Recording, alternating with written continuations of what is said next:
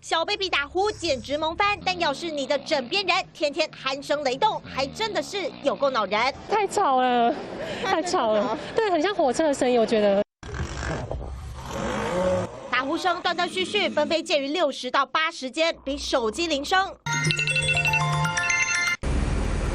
甚至是公车声响还要大声，怎么老是打呼的人不受自己影响？倒霉的总是旁人。可能是熟睡的时候吃太熟，熟睡中会打呼没错，但人体为了保护睡眠，早就自私的阻绝了声音。因为打呼是自己发出的噪音，大脑有准备，所以不会过度反应。而这种道理就好比瘙痒。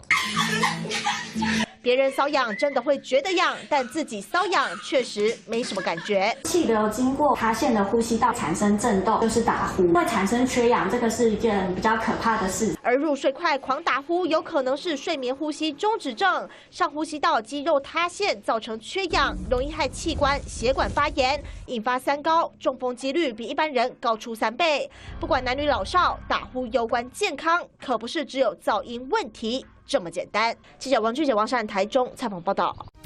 我是陈志根。从踩在风灾的坍方断桥，到卫星云图背后的天气预报，棚内棚外的采访播报经验持续冲击火花，督促我报道真相。更多新闻请锁定中视 YouTube 频道，记得按赞、订阅、分享，并且开启小铃铛哦。